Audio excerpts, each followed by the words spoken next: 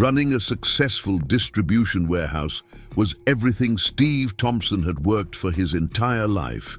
His facility, strategically located on the outskirts of Pine Valley, was the cornerstone of his family's future. Until one morning when he discovered that the local HOA had secretly authorized their residents to use his private property as their personal parking lot. What happened next would spark a war that nobody saw coming and teach entitled homeowners a lesson they'd never forget. Hey everyone, before we dive into this wild story, make sure to hit that subscribe button and notification bell so you don't miss out on more incredible true stories like this one. Now let's get into it. Steve's day typically started at 6 a.m. sharp.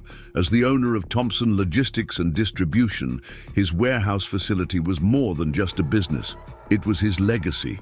He'd spent 15 years building it from the ground up, transforming a modest storage operation into a thriving distribution hub that employed 35 people from the local community.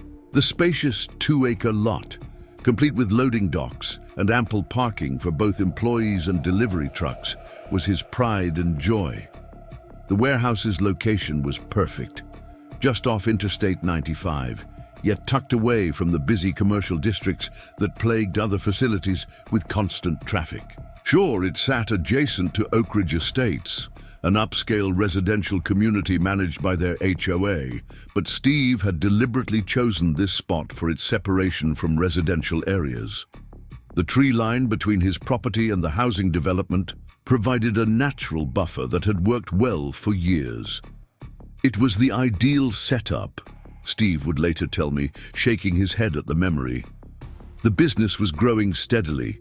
We had just landed 3 major contracts, and everything was running like clockwork.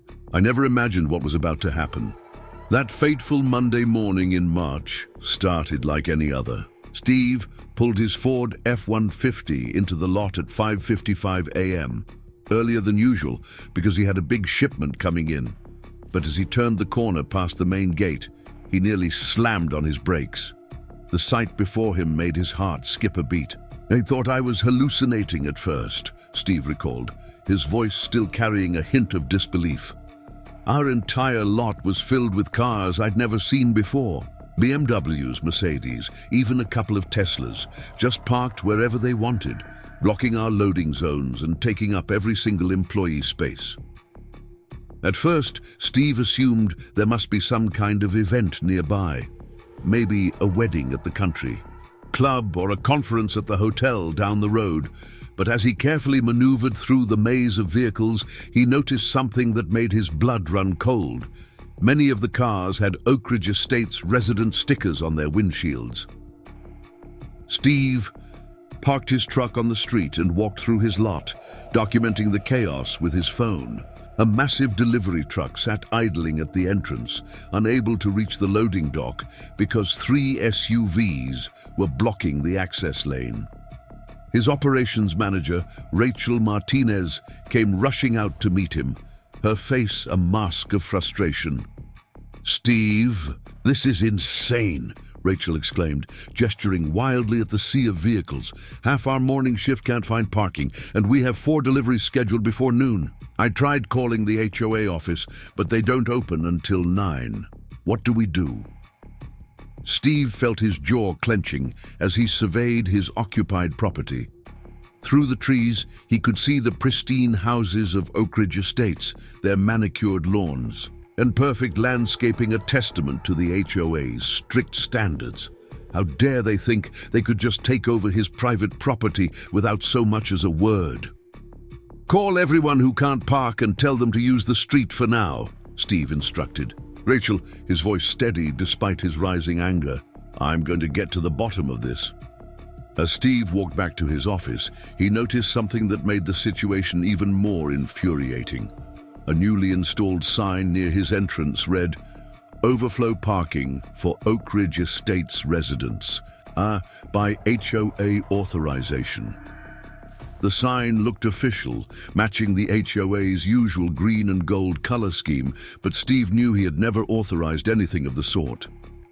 "I couldn't believe their audacity," Steve said, still amazed at the memory. "They didn't ask. They didn't notify me. They just decided my private property was their solution to whatever parking problems they were having." Little did the Oak Ridge Estates HOA know, but they had just picked a fight with the wrong business.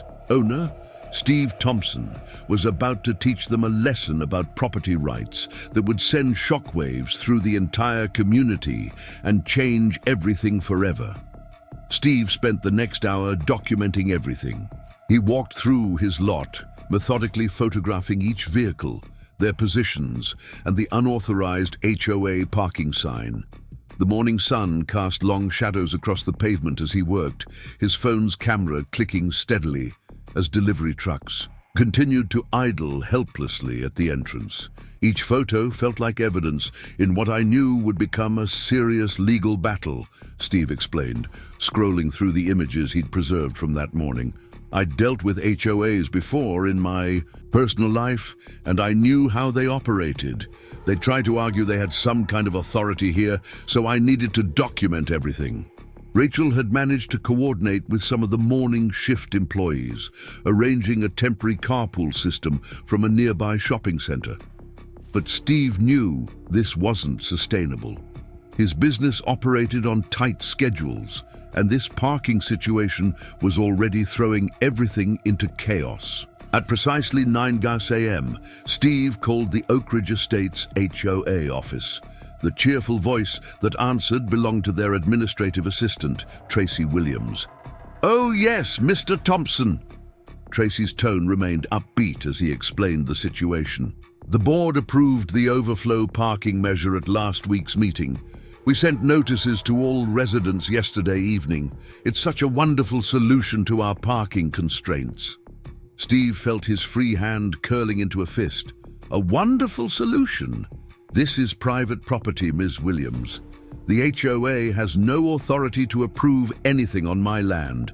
I need to speak with whoever's in charge, now." There was a pause on the line, followed by the sound of shuffling papers. "That would be Mrs. Eleanor Davidson, our board president. She's in a meeting right now, but I can schedule you for—" "This can't wait," Steve interrupted, his voice firm. "My business is effectively shut down. Either she meets with me in the next hour, or I start having cars towed." The threat of towing seemed to break through Tracy's cheerful demeanor. After a few minutes on hold, she returned with a message. Mrs. Davidson would meet him at 10 a.m. Steve used the waiting time to call his lawyer, Michael Chen, who'd helped him with contract negotiations in the past. "Document everything," Michael advised. "Don't make any threats, but don't concede anything either. I'll start drafting a cease and desist letter right away."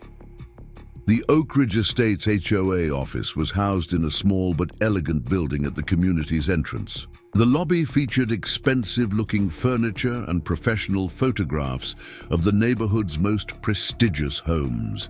A large mission statement hung on the wall, emphasizing community values and maintaining property standards.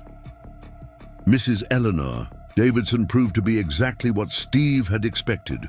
A well-dressed woman in her early 60s with perfectly styled silver hair and an air of unshakable authority. She greeted him with a practiced smile that didn't quite reach her eyes. "Mr. Thompson, please come in."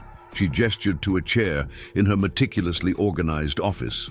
"Tracy mentioned you have some concerns about our parking initiative." Steve remained standing. "Concerns? You've effectively stolen my private property. You're blocking my business operations and preventing my employees from accessing their workplace. This isn't a parking initiative. It's trespassing." Eleanor's smile tightened slightly. "I think you're being rather dramatic, Mr. Thompson. The board has been dealing with serious parking issues in our community. Many of our residents have 3 or 4 cars per household, and our streets are becoming congested. Your lot sits empty most evenings and weekends. We simply saw an opportunity for a mutually beneficial arrangement." Mutually beneficial. Steve couldn't believe what he was hearing. "You never asked me." You never notified me. You just put up a sign and told your residents to park on my property. That's not an arrangement. That's theft. Now, Mr. Thompson, Eleanor's tone turned condescending. Oak Ridge Estates is a prestigious community. Our property values affect the entire area, including your facility. We assumed you'd want to be a good neighbor and help address community concerns. Steve took a deep breath, remembering his lawyer's advice to stay calm. Mrs. Davidson, I'm going to make this very clear. You have no legal right to use my property. The sign you installed will be removed, and if any residents' cars are still in my lot by tomorrow morning, they will be towed at their owner's expense. Eleanor's facade of friendliness vanished. I wouldn't advise taking such an aggressive stance, Mr. Thompson. The HOA has considerable resources and influence.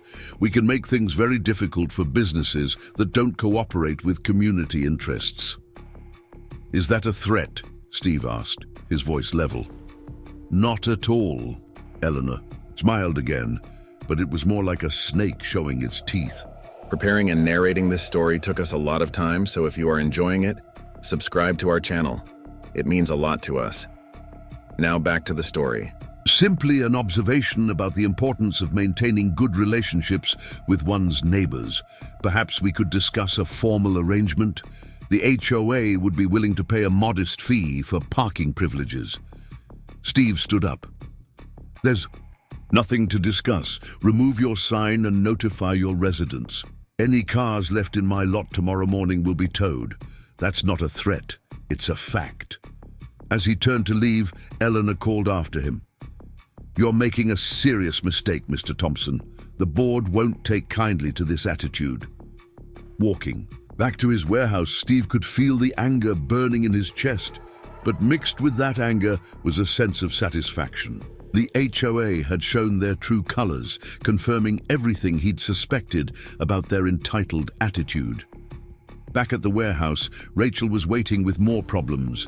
2 deliveries had been cancelled due to the access issues, and 3 employees had gone home after failing to find parking. The afternoon shift would face the same challenges if something wasn't done. What did they say? Rachel asked, though she could probably guess from his expression. Steve shared the details of his meeting, watching Rachel's eyes widen at Eleanor's thinly veiled threats. Can they really cause trouble for us? She asked. They can try, Steve replied, pulling out his phone to call Michael again. But they picked the wrong person to bully. Get me the numbers for every towing company in the area. It's time to show the Oak Ridge Estates HOA that actions have consequences. As Steve made his calls, he couldn't help but notice more residents pulling into his lot, parking their cars with the entitled confidence of people who believed they had every right to be there. Some even waved to him as they walked toward their homes, completely oblivious to the storm that was about to break. Little did they know, but their casual takeover of his property was about to backfire spectacularly. Steve Thompson hadn't built his business by letting people walk all over him, and the HOA was about to learn that lesson the hard way. The rest of that Monday proved to be one of the most challenging days in Thompson Logistics and Distribution's history. By afternoon, the situation had only gotten worse. Not only were the morning cars still occupying the lot, but more residents had begun parking there after returning from work, creating an even bigger logistical nightmare. It was like watching someone slowly take over your home, Steve recalled, shaking his head at the memory. Every time I looked out my office window, there was another unfamiliar car pulling in, another resident strolling across my property like they owned it. Steve's lawyer, Michael Chen, had been busy.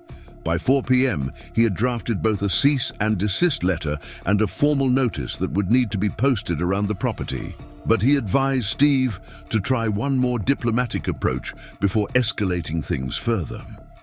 Document everything, Michael emphasized during their phone call. Send an email to the HOA board summarizing your meeting with Mrs. Davidson and clearly stating your position. Give them one more chance to do the right thing. It'll strengthen our position if we need to take legal action. Steve spent the next hour crafting a carefully worded email to the entire HOA board. Rachel helped him proofread it, suggesting changes to keep the tone professional but firm. To the Oak Ridge Estates HOA board, this email serves as formal documentation of today's events and my position regarding the unauthorized use of my private property at 1275 Industrial Parkway. This morning, I discovered that the HOA has installed signage designating my private lot as overflow parking for Oak Ridge Estates residents. This was done without my knowledge or consent. The resulting unauthorized parking has severely disrupted my business operations, causing blocked access for delivery vehicles, unable to accommodate employee parking, cancelled deliveries and lost business, safety hazards due to blocked fire lanes, potential liability issues. During my meeting with Mrs. Davidson this morning, I made it clear that the HOA has no authority to designate my private property for resident parking. I'm giving you 48 hours to 1. Remove all unauthorized signage. 2. Notify residents that parking in my lot is prohibited. 3. Ensure all resident vehicles are removed from the property. If these actions are not completed by 6 a.m. on Wednesday, I will begin having unauthorized vehicles towed at owner's expense. I trust you will handle this matter promptly and professionally. Regards, Steve Thompson, owner, Thompson Logistics and Distribution. Think they'll listen? Rachel asked as Steve hit send. Not a chance, Steve replied, already pulling up local towing companies on his computer, but now they can't say they weren't warned.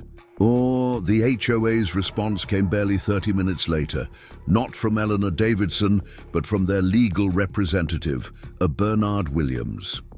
The email was filled with legal jargon, but its message was clear. The HOA believed they had the right to implement community improvements that benefited property values in the area. They're trying to intimidate us, Michael said when Steve forwarded him the email, but they don't have a legal leg to stand on. Their jurisdiction ends at their property line. Steve spent the rest of the evening preparing for what he knew would come next. He contacted several towing companies, finally settling on Big Jim's towing service, a well-established company that had experience dealing with similar situations. HOA disputes? Yeah, we've handled plenty, Jim himself told Steve over the phone, his gruff voice carrying years of experience. We'll need proper signage posted for at least 24 hours before we can tow. Multiple signs. These people will try to climb. They didn't see them. Following Jim's advice, Steve ordered large, clearly visible, no parking. Private property. Violators will be towed signs. He paid extra for overnight delivery, knowing time was crucial. That night, as Steve finally headed home, he noticed residents from Oak Ridge Estates walking to their cars in his lot, chatting and laughing as if everything was normal. One woman was even unloading groceries from her BMW using a small cart she'd brought with her.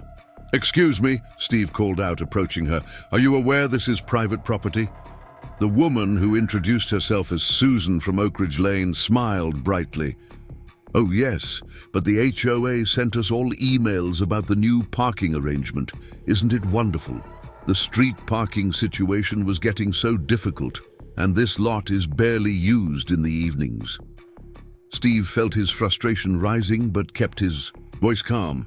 "Ma'am, there is no arrangement. The HOA has no authority to tell you to park here. This is private property, and starting Wednesday morning, any unauthorized vehicles will be towed." Susan's smile faltered. "But the HOA said..." "The HOA lied," Steve interrupted firmly. "They never asked my permission, never consulted me, and have no right to offer you parking here. I'm warning you now, so you can avoid having your car towed." As he walked away, he could hear Susan on her phone, presumably spreading the word to other residents. Good, he thought. Maybe some of them would have the sense to listen. Tuesday morning brought new challenges. While some residents had apparently heeded Susan's warning and moved their cars, others seemed to be doubling down. The unauthorized HOA sign had been replaced with an even larger one, and someone had taped flyers to Steve's warehouse walls promoting the community parking initiative. Rachel arrived early, helping Steve document everything. "Look at this," she said, handing him one of the flyers. It described the parking arrangement as a joint initiative between Oak Ridge Estates and local businesses to enhance community living. "They're getting desperate," Steve observed, photographing the flyers before tearing them down. "They know we're serious about towing, so they're trying to legitimize their land grab." The warning signs Steve had ordered arrived by 10 a.m. He and Rachel spent the next 2 hours installing them at every entrance and at regular intervals around the lot. Each sign clearly stated that the lot was private property. Parking was restricted to authorized vehicles only, and violators would be towed at owner's expense. As they worked, they could feel the tension building. Residents walked by, some taking pictures of them installing the signs, others making phone calls. A few even approached to argue, but Steve simply pointed them to the HOA office. "Take it up with Mrs. Davidson," he told them. "She's the one who put you in this position." By afternoon, the battle lines were clearly drawn. The HOA had sent another email to residents, which someone forwarded to Steve. "Dear Oak Ridge Estates residents, we are aware of some concerning developments regarding our community parking initiative. Rest assured that the board is working to resolve this matter in the best interests of our residents. We advise you to continue utilizing the designated overflow parking area while we address these issues through appropriate channels. Remember, maintaining adequate parking is crucial to our property values and community standards. Regards, Eleanor." "Davidson Board President, they're still encouraging people to park here," Rachel said in disbelief after reading the email. "Even after your warning." Steve nodded grimly. "They think I'm bluffing. They think I won't actually tow their precious luxury cars." He pulled out his phone and dialed Big Jim's Towing. "Time to prove them wrong. Be ready at 6 a.m. tomorrow. We're going to need multiple trucks." As Tuesday drew to a close, Steve took one final walk around his property. The setting sun cast long shadows across the lot, still filled with unauthorized vehicles. Tomorrow would change everything, and he knew there was no turning back. Wednesday morning arrived with the first hint of dawn, barely lighting the sky. Steve pulled into the street near his warehouse at 5:30 a.m., 15 minutes earlier than usual. The lot was still full of residents' cars, a clear indication that the HOA's members had chosen to ignore his warnings. In the dim light, he could make out luxury vehicles, SUVs and sports cars, scattered across his property like an unauthorized luxury car showroom.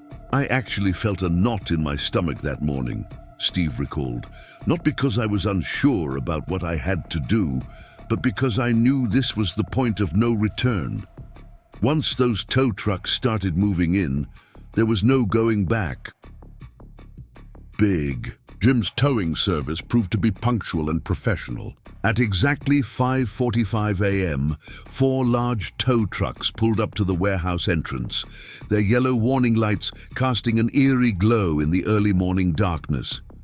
Jim himself, a burly man in his 50s with a salt and pepper beard, stepped out of the lead truck to meet Steve. "All your paperwork's in order," Jim confirmed, reviewing the documents one last time.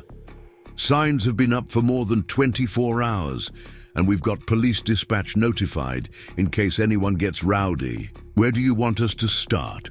Steve pointed to several cars blocking the loading dock. "These are our biggest problem. We need the delivery access cleared first, then work your way out from there." The tow truck operators moved with impressive efficiency. Years of experience showed in their quick, methodical movements as they began hooking up the first vehicles. The sound of hydraulic lifts and safety chains filled the morning air. Rachel arrived just as the first car was being lifted. "I called our morning shift," she reported. "Told them to wait until 7:30 to come in. Figured it might be better if we have the lot cleared before they arrive." Steve nodded, appreciating her foresight. "Good thinking. I've got a feeling things are about to get interesting." He wasn't wrong. The first resident appeared at 6:15 a.m., a man in an expensive suit rushing toward his Mercedes, just as it was being lifted onto a tow truck. His face turned from confusion to outrage in seconds. "What the hell do you think you're doing?" the man demanded, storming toward Steve. "That's my car." "Sir, this is private property," Steve replied calmly, pointing to one of the prominent warning signs. "These signs have been up for over 24 hours, and your HOA was notified that unauthorized vehicles would be towed. Do you have any idea who I am?" The man bristled. "I'm David Prescott, Vice President of Meridian Bank. You can't just tow my car." "Actually, Mr. Prescott, I can and I am." Steve stood his ground. "Your HOA had no right to tell you to park. Here, I gave ample warning. If you have complaints, take them up with Mrs. Davidson." Jim stepped between them as David became more agitated. "Sir, you can retrieve your vehicle at our impound lot." He handed over a business card. "Address is on there. Cash or credit card only, no checks." The commotion with David Prescott was just the beginning. As the morning light grew stronger and more residents emerged for their daily commutes, the scene in the parking lot became increasingly chaotic. People ran toward their cars, some still in bathrobes, others filming with their phones as vehicles were towed away one by one. "You can't do this!" a woman in yoga attire screamed, watching her Range Rover being lifted. "I have to take my kids to school." "This is outrageous!" another resident shouted, frantically trying to reach his BMW before it could be hooked up. "The HOA approved this parking." Steve maintained his calm, repeating the same message to everyone who confronted him. "This is private property. The HOA had no authority to tell you to park here. Proper warning was given. You can retrieve your vehicle at the impound lot." By 7 a.m., the situation had escalated further. Eleanor Davidson herself arrived, emerging from her luxury sedan, which she'd carefully parked on the street. She marched toward Steve, her face a mask of controlled fury. "Mr. Thompson, this is absolutely unacceptable," she declared, her voice carrying across the lot. "You're causing chaos in our community. Our residents need to get to work." Mrs. Davidson," Steve replied loudly enough for the gathering crowd to hear. "You caused this chaos when you illegally told your residents they could park on my private property. You received multiple warnings. You chose to ignore them. These are the consequences of your actions." Eleanor's composed facade cracked slightly. "Our lawyers will be in touch. You'll regret this decision. Your lawyers are welcome to contact Mr. Chen." Steve handed her his lawyer's business card. "He's expecting their call." As Eleanor stormed off, her phone pressed to her ear, more drama unfolded across the lot. Some residents had managed to reach their cars in time and were hurriedly driving away. Others arrived too late, forced to watch as their vehicles were towed. A few tried arguing with the tow truck operators, but Jim's crew remained professional and unmoved by threats or pleading. Rachel had set up a small table near the warehouse entrance, handing out printed sheets with the impound lot's address and contact information. Some residents took them grudgingly, while others crumpled them up in frustration. Local news vans began arriving around 7:30 a.m., drawn by calls from angry residents. Steve noticed several reporters setting up cameras, interviewing people at the scene.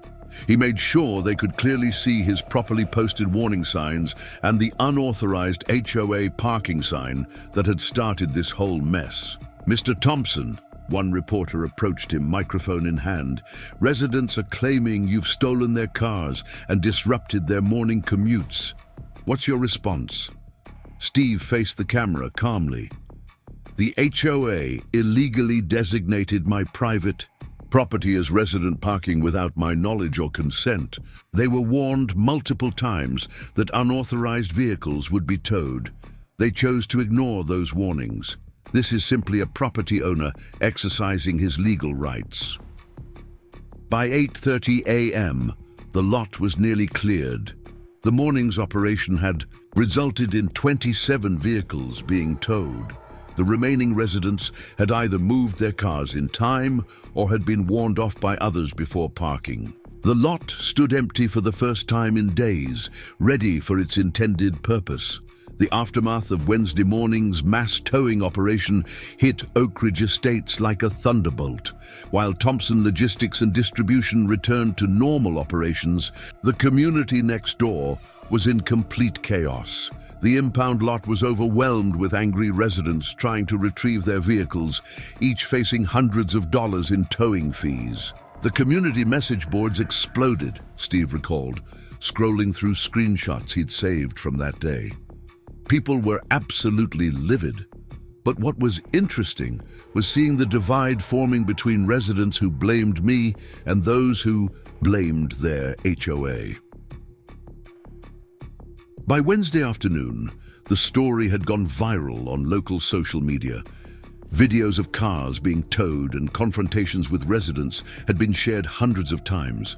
Local news stations ran segments during their afternoon broadcasts, featuring interviews with both angry residents and legal experts who largely supported Steve's actions. The law is quite clear in this case. One legal analyst stated on Channel 7 News, a homeowners association has no authority to designate private property outside their jurisdiction for resident use. The property owner followed proper procedure by posting warnings and providing notice before taking action. But Eleanor Davidson and the HOA board weren't about to accept defeat gracefully. At 3:45 p.m., Steve received an email from Bernard Williams, the HOA's lawyer, that made his blood boil. Dear Mr. Thompson, your actions this morning constitute a deliberate and malicious attack on the Oak Ridge Estates community. The board is preparing legal action for damages including disruption of resident activities, emotional distress, loss of work hours, transportation expenses, damage to community reputation. Furthermore, we are investigating potential violations of local ordinances regarding your business operations. We strongly advise you to cease all hostile actions and enter into immediate negotiations regarding a formal parking arrangement. Regards, Bernard Williams, Legal Counsel, Oak Ridge Estates, HOA. Steve forwarded the email to his lawyer, Michael Chen, who called him within minutes. They're bluffing, Michael assured him, but they're also getting desperate. They've got angry residents demanding action, and they need to look like they're doing something. What concerns me more is that threat about investigating your business operations. What can they do? Steve asked. HOAs can be creative when they're angry, Michael warned. They might start filing complaints about noise, traffic, anything they think might cause you problems. We need to make sure all your permits and paperwork are absolutely perfect. Michael's warning proved prophetic. By Thursday morning, the HOA's retaliation began in earnest. First came the flyers, hundreds of them, distributed throughout the neighborhood and nearby businesses, warning about the predatory towing practices at Thompson Logistics and Distribution. Then came the online assault. Dozens of negative reviews suddenly appeared on the company's business pages, most from people who had clearly never been customers. "Avoid this business," one review screamed. "Owner has no respect for the community." Rachel spent hours reporting the fake reviews, but new ones kept appearing. "They're coordinating this," she told Steve, showing him similar language used across multiple posts. The HOA must be encouraging residents to do this. But the HOA's most calculated move came in the form of a community safety survey they distributed. The document, carefully worded to appear objective, raised concerns about industrial traffic in a residential area and the potential safety hazards of having a warehouse facility so close to family homes. "They're trying to build a case against us," Michael explained when Steve showed him the survey. "They'll probably try to use this to petition the city council for restrictions on your operations." Steve couldn't help but laugh at the irony. "So they think my legitimate business is a safety hazard, but their residents blocking fire lanes and loading zones was perfectly fine." The situation took another turn when David Prescott, the banker from the towing incident, appeared at Steve's office unannounced. His demeanor had changed from entitlement to something more calculating. "Mr. Thompson," he began, settling into a chair without being invited, "I think we got off on the wrong foot. As a senior executive at Meridian Bank, I have considerable influence over commercial lending in this region. It would be a shame if your aggressive actions against our community were to affect your business relationships." Steve felt his jaw tighten. "Are you threatening to interfere with my banking relationships, Mr. Prescott?" "Not at all," David smiled coldly. "Just pointing out that actions have consequences. The HOA board asked me to explore all available options for protecting our community's interests." After David left, Steve immediately called Michael again. "Document everything from that conversation," his lawyer advised. "That kind of threat could be considered tortious interference. They're getting sloppy, which means they're getting desperate." By Friday, the battle had attracted attention from larger media outlets. A reporter from the state's largest newspaper contacted Steve for an in-depth story about HOA overreach. The reporter had uncovered similar incidents in other communities, where the Oak Ridge Estates HOA had attempted to exert authority beyond their jurisdiction. "They tried this before?" Steve asked, surprised. 3 years ago, the reporter explained, they attempted to force a local church to allow resident parking in their lot during weekly services. The church refused, and the HOA launched a campaign, claiming the worship services were creating a public nuisance. The church eventually had to get a restraining order against the HOA board. This information gave Steve an idea. He began reaching out to other business owners in the area and soon discovered he wasn't alone. Several had experienced similar pressure from the HOA, though none had faced quite the same level of escalation. One business owner, Maria Rodriguez, who ran a small grocery store near Oak Ridge Estates, shared her own story. "They tried to tell me I had to change my store hours because residents complained about early morning deliveries. When I refused, they started spreading rumors that my produce wasn't fresh. These people think they own everything around them." The shared experiences led to an impromptu meeting of local business owners at Steve's warehouse on Friday evening. 15 owners attended, each with their own story of HOA interference. Together, they began formulating a plan to protect their interests and push back against the HOA's overreach. "We need to stand together," Maria declared to nods of agreement. "If they can't bully one of us, they'll try another. But if we present a united front..."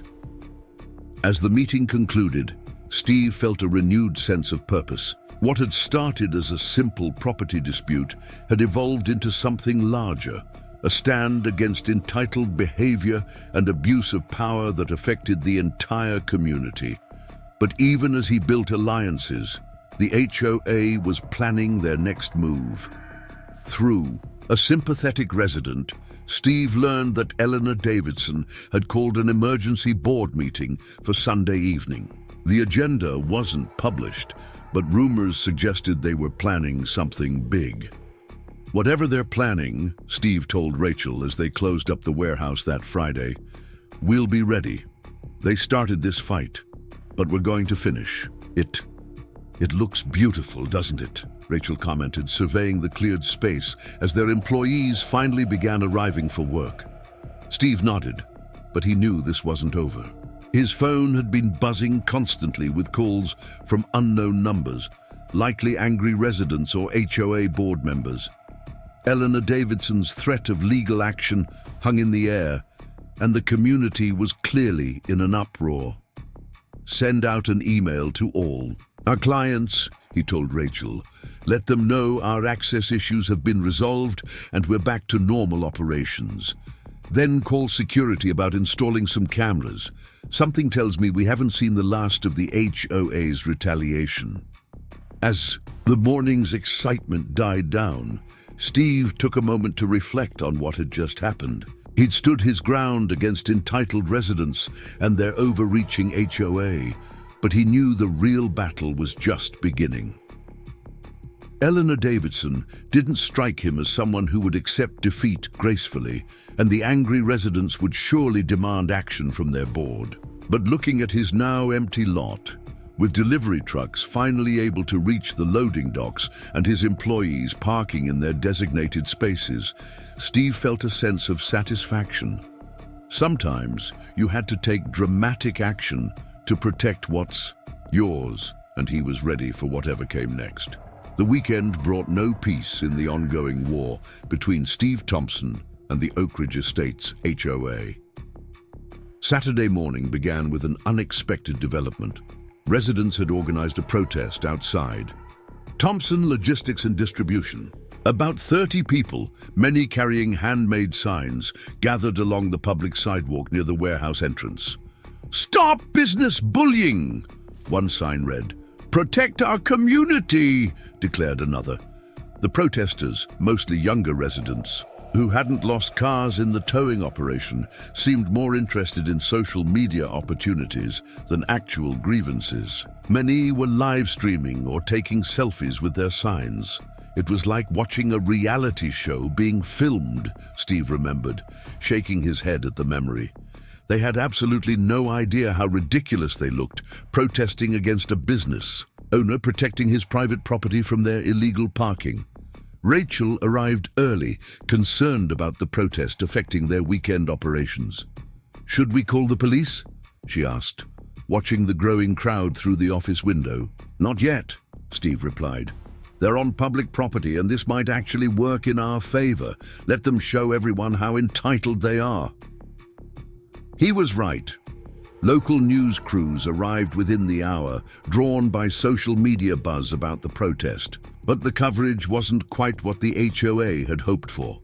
The reporters asked uncomfortable questions that the protesters struggled to answer.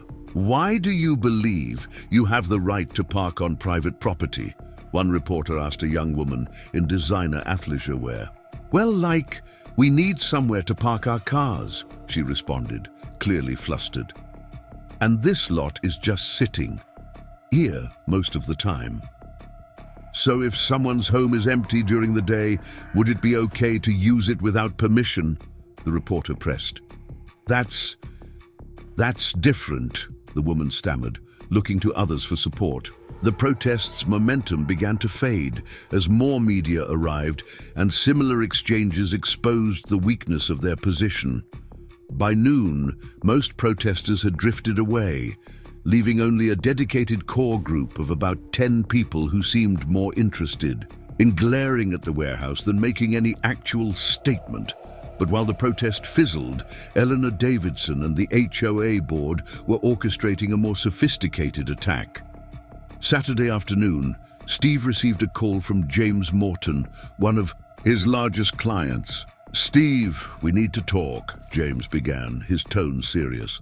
"I received some concerning information about your business practices, something about unsafe conditions and regulatory violations." Steve felt his stomach tighten. "Let me guess, this information came from someone connected to Oak Ridge Estates?" "Yes, actually. A banker named David Prescott.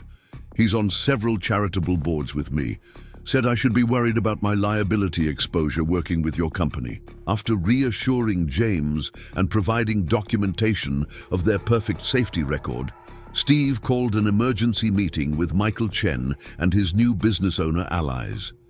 They gathered at Maria's grocery store after closing, sharing information about similar calls and rumors being spread about their businesses. "They're trying to destroy our reputations," Maria fumed. Yesterday, the health department showed up for a surprise inspection after receiving an anonymous tip about food safety violations. Care to guess where that came from? Tom Chen, who owned a dry cleaning business, reported similar harassment. They're telling people we use dangerous chemicals and damage the environment. My environmental compliance record is perfect, but some customers are already believing the rumors. Michael Chen listened carefully, taking notes. This is getting serious, he said finally. They're moving from nuisance tactics to actual defamation and tortious interference. We need to document everything and prepare for legal action. But the HOA's biggest move was yet to come. Sunday evening, during their emergency board meeting, they unveiled their master plan. A sympathetic resident who attended the meeting texted Steve the details in real time. They're creating a Community Safety and Business Relations Committee, going to petition City Council for new zoning restrictions on businesses near residential areas, claiming your warehouse threatens property values and quality of life. They're also hiring a PR firm and planning to run ads about protecting our community from predatory business practices. The resident, Sarah Jenkins, had been quietly opposed to the HOA's actions from the beginning. This has gotten completely out of hand, she told Steve during a clandestine meeting at a coffee shop Monday morning. Eleanor's turned this into a personal crusade. She's even suggesting using HOA funds to offer legal support to residents who want to sue you for the towing incident. Sarah provided copies of the meeting minutes and the HOA's proposed action plan. The documents revealed a disturbing pattern of overreach and manipulation. The board had been planning to take control of Steve's lot for months, seeing it as the first step in a larger plan to exert influence over all neighboring businesses. They call it community protection, Sarah explained, but it's really about a power. Eleanor and the board think they should control everything that might affect property values, whether it's within their jurisdiction or not. Armed with this information, Steve and Michael began formulating their counter-strategy.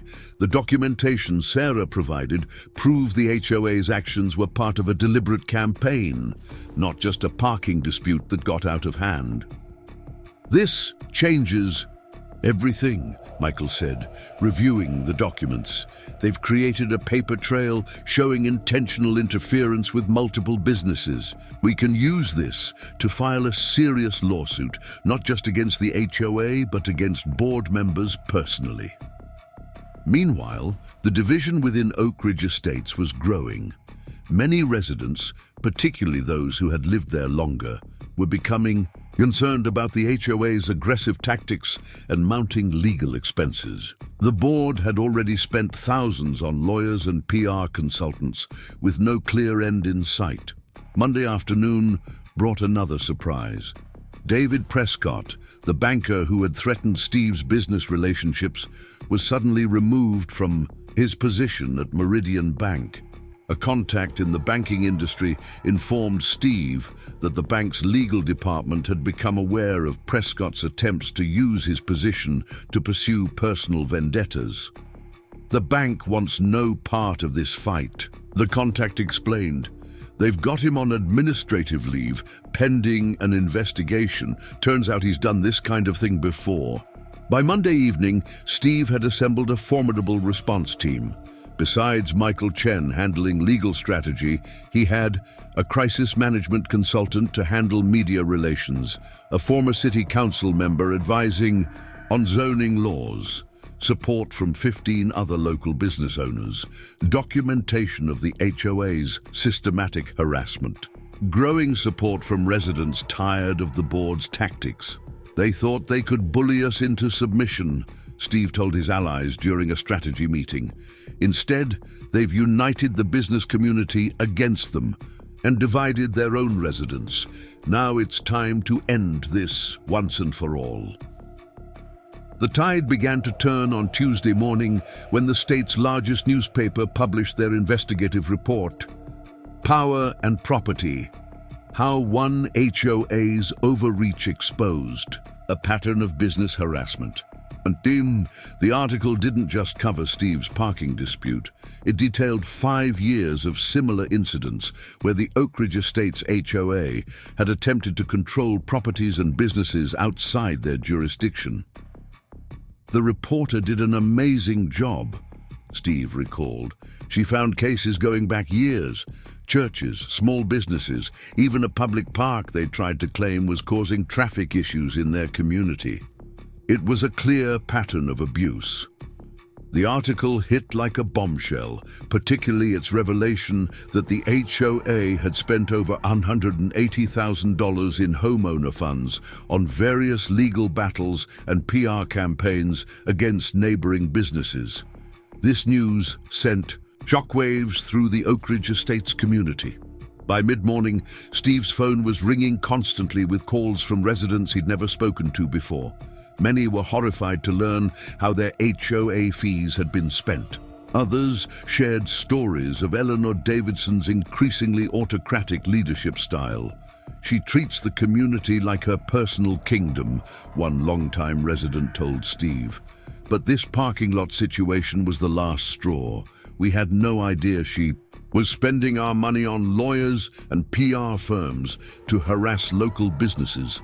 The growing resident backlash caught Eleanor Davidson and the board completely off guard.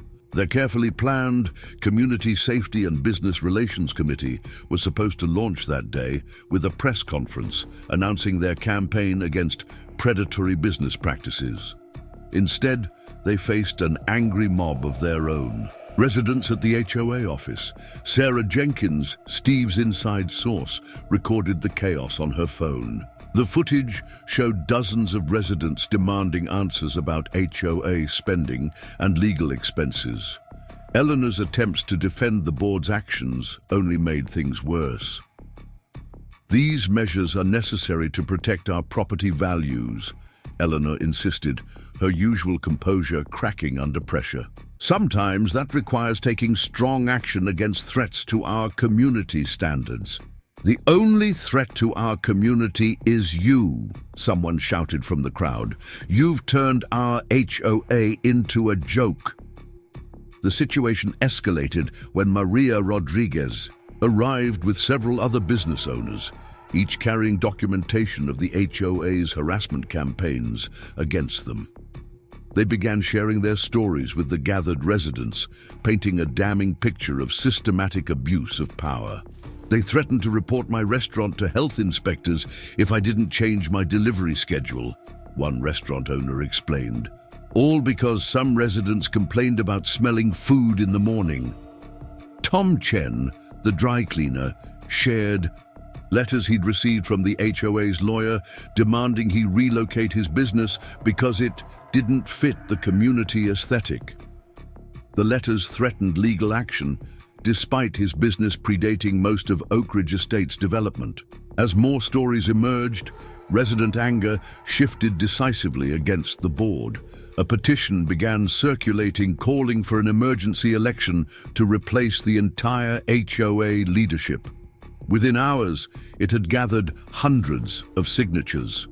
Eleanor Davidson's response to the growing crisis proved to be her undoing. Rather than acknowledge the residents' concerns, she doubled down, sending out a mass email that only inflamed tensions further. Dear Oak Ridge Estates residents, recent events have made it clear that certain elements in our community are working against our interests. The board's efforts to protect property values and community standards are being undermined by individuals who fail to understand the bigger picture. Let me be clear. Everything we have done has been for the benefit of Oak Ridge Estates. Those who question our methods are free to relocate to communities with lower standards. For those who support our vision, we ask for your continued trust as we navigate these challenges. The parking situation with Thompson Logistics and Distribution remains a priority. We are developing new strategies to address this issue and protect our community's interests. Sometimes maintaining high standards requires difficult decisions and temporary discomfort. We will not be intimidated by negative press or dissident residents. The board remains committed to our mission of preserving Oak Ridge Estate's prestigious status. Regards, Eleanor Davidson, board president. It was like she was trying to make things worse, Steve said, reading the email Sarah had forwarded to him. That line about free to relocate especially angered people. These were homeowners who'd invested their life savings in these properties, being told to leave if they didn't like her leadership style. The email prompted an immediate response from residents. A group calling themselves Save Our Community quickly organized, setting up a website documenting the HOA's misconduct and calling for immediate leadership changes. They reached out to Steve and the other business owners, proposing a town hall meeting to discuss a path forward. Meanwhile, Michael Chen had been busy preparing legal action. The newspaper article and resident outcry provided the perfect backdrop for a comprehensive lawsuit against the HOA and its board members personally. We're filing tomorrow, Michael told Steve during an afternoon meeting. The complaint details everything: the illegal parking scheme, the harassment campaign, the attempted interference with business relationships. We're asking for substantial damages and an injunction against future interference. But before they could file, something unexpected happened. Bernard Williams, the HOA's lawyer, reached out to Michael requesting an urgent meeting. The message carried a different tone from his previous communications. Given recent developments, the HOA board would like to discuss an immediate resolution to all outstanding issues. We are prepared to offer a comprehensive settlement including monetary compensation and written guarantees of non-interference. Time is of the essence. Steve and Michael met to discuss the offer. They're running scared, Michael observed. The newspaper article, the resident revolt, our pending lawsuit, it's all coming together at once. They want to settle before things get worse. What's our play here? Steve asked. We meet with them, Michael replied, but on our terms. This isn't just about the parking lot anymore. We need guarantees that protect all the local businesses from future harassment. And personally, I think it's time for Eleanor Davidson and her board to step down. As Tuesday drew to a close, Steve stood in his now peaceful parking lot, reflecting on how a simple property dispute had evolved into a community-changing event. The lot was clear, his business was operating normally, and the HOA's power structure was crumbling. But he knew tomorrow's meeting would be crucial. Eleanor Davidson had shown she wouldn't give up power easily, and cornered opponents could be dangerous. The real question was, how far would she go to maintain control? Wednesday morning arrived with a sense of anticipation hanging in the air. The meeting with the HOA board was scheduled for 10 a.m. at a neutral location, a conference room at the local library. Steve arrived early with Michael Chen, finding several news vans already parked outside. Word of the meeting had leaked, turning what was supposed to be a private negotiation into a media event. This isn't what we expected, Michael observed, watching reporters set up their cameras, but maybe public pressure will work in our favor. Inside, they found the conference room already occupied by an unexpected group. Sarah Jenkins and several other Oak Ridge Estates residents were waiting, along with Maria Rodriguez and other affected business owners. We heard about the meeting, Sarah explained. We think it's important to have witnesses to whatever agreement is reached. Too many deals have been made behind closed doors. Before Steve could respond, Eleanor Davidson arrived with Bernard Williams and 3 other board members. Her usual polished appearance showed signs of strain. Dark circles under her eyes suggested sleepless nights, and her typically perfect hair seemed hastily styled. "What is this?" she demanded, seeing the gathered crowd. This was supposed to be a private meeting. "Nothing about this situation is private anymore," Steve replied calmly. "These people have a stake in the outcome." They stay? Bernard Williams stepped forward, attempting to take control of the situation. Perhaps we should focus on reaching an agreement that benefits everyone. That's exactly why we're here, Sarah interjected. The community deserves to know what's being decided. The tension in the room was palpable as everyone took their seats. Steve and Michael sat on one side of the long conference table, Eleanor and her team on the other, with the residents and business owners filling the remaining chairs along the walls. Bernard Williams opened with what he clearly thought was a generous offer. The HOA would issue a formal apology, pay for the towing incidents, and establish a cooperation agreement with local businesses. Additionally, he added, we're prepared to offer compensation for any inconvenience caused, provided all parties sign non-disclosure agreements and agree not to pursue legal action. Michael Chen's response was immediate and firm. That's not going to work. We need more than promises and NDAs. We want structural changes. Steve pulled out a document and slid it across the table. Here are our terms. Eleanor's face darkened as she read through the demands. 1. Immediate resignation of the current board members. 2. New HOA bylaws preventing interference with neighboring businesses. 3. Full financial audit of HOA spending. 4. Creation of a community oversight committee. 5. Written agreements protecting all local businesses from future harassment. 6. Public acknowledgement of wrongdoing. 7. Compensation for all affected businesses. This is outrageous. Eleanor slammed the paper down. You're trying to destroy everything we've built. No, Mrs. Davidson. Steve leaned forward. We're trying to restore sanity to this community. Your kingdom ends at your property line. Do you have any idea what I've sacrificed for this community? Eleanor's voice rose. Every decision I've made was to protect our property values, our standards. Without strong leadership, this neighborhood would descend into chaos. Sarah Jenkins stood up. That's not true, and you know it. We've reviewed the books, Eleanor. Care to explain why the HOA paid for your country club membership, or why your daughter's wedding was classified as a community event expense? The room fell silent. Eleanor's face went pale. We found everything, Sarah continued. The personal expenses disguised as HOA costs, the kickbacks from preferred contractors, the special assessments that went into unauthorized legal funds.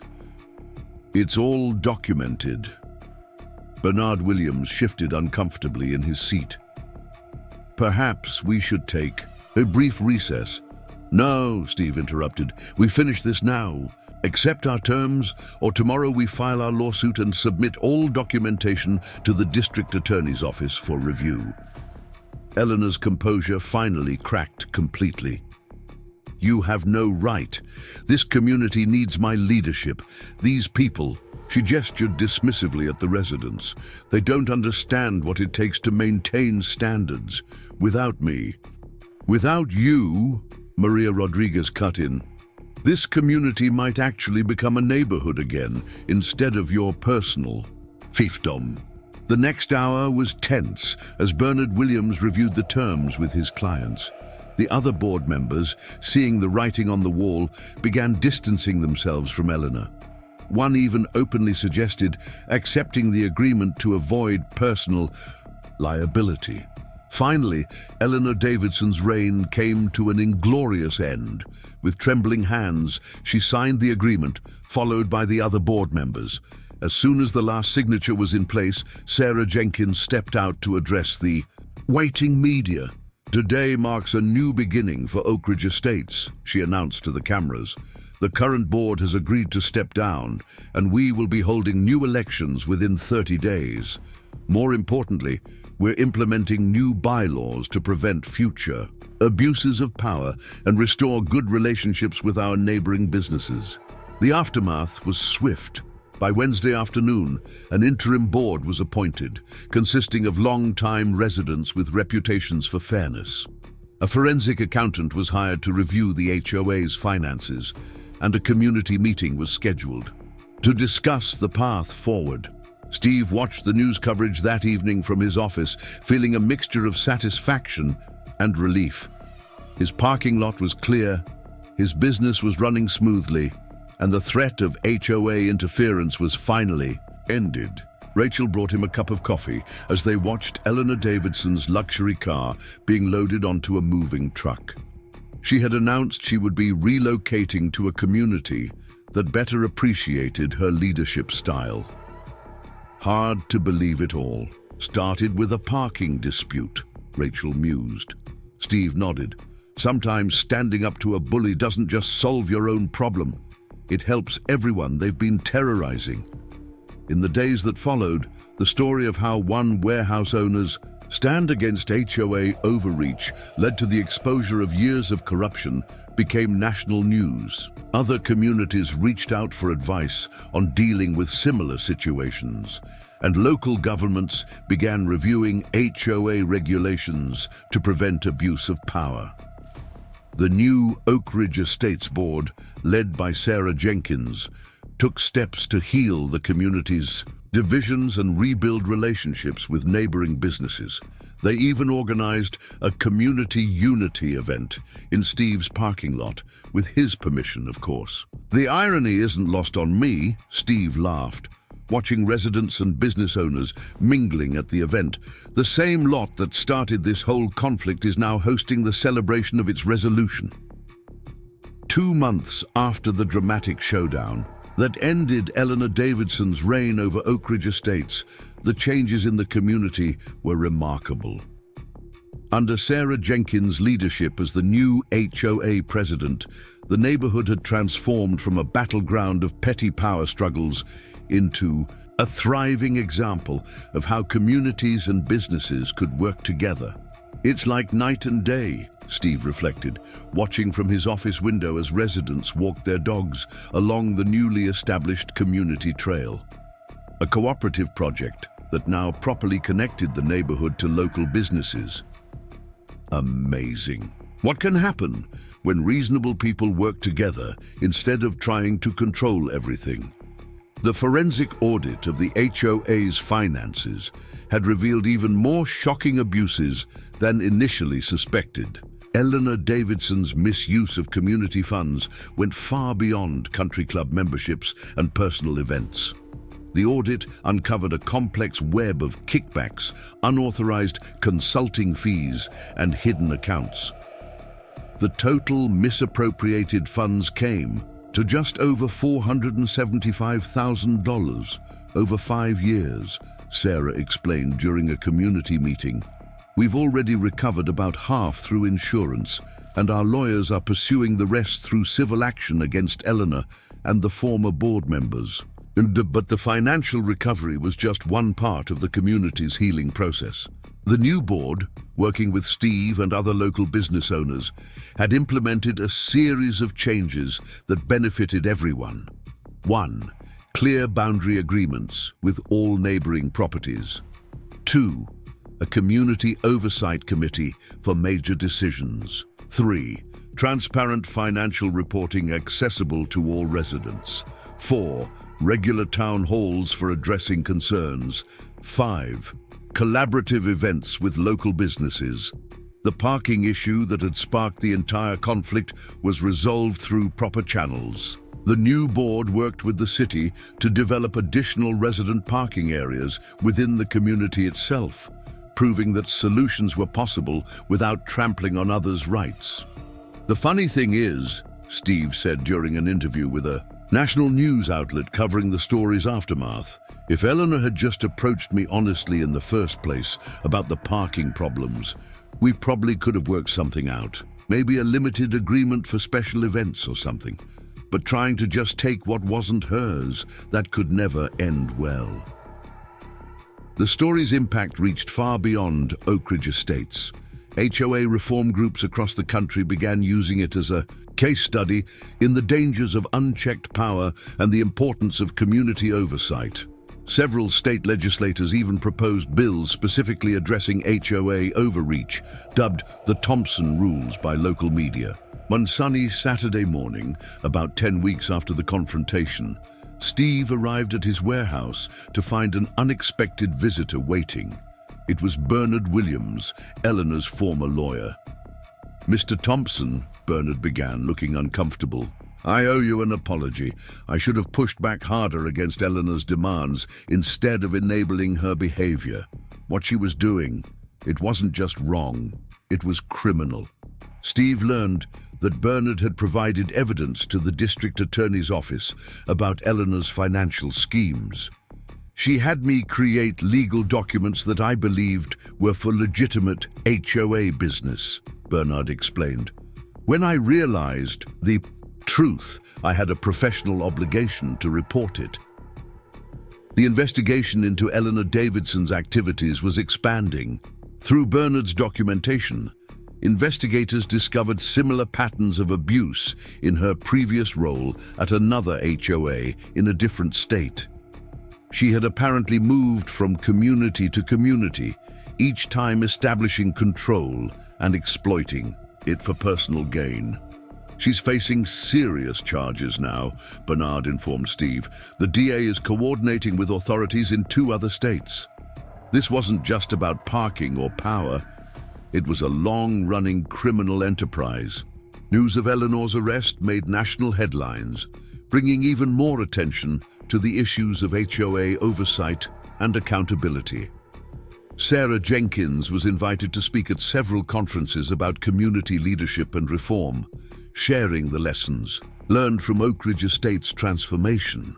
The other business owners who had faced harassment under Eleanor's regime were finally able to operate without interference. Maria Rodriguez's grocery store saw increased business as artificial barriers between the community and local shops broke down.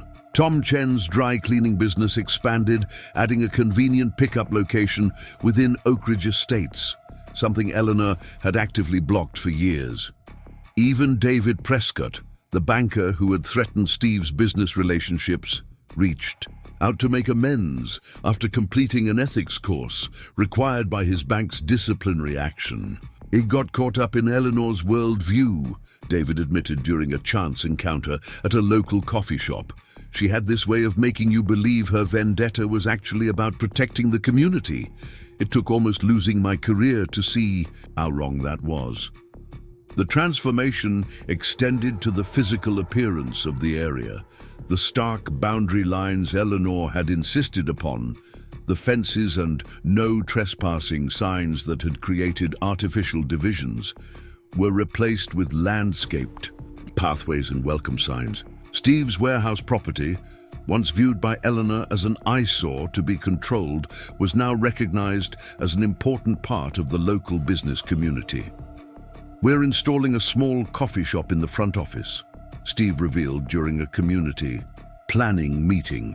"Something both our employees and residents can enjoy. It's amazing what's possible when you work with your neighbors instead of against them." Rachel, who had stood by Steve throughout the conflict, was promoted to operations director as the business continued to grow. "All that negative publicity Eleanor tried to create actually backfired," she laughed. "People heard our story and wanted to work with us. We've added 12 new employees, most of them Oak Ridge Estates residents."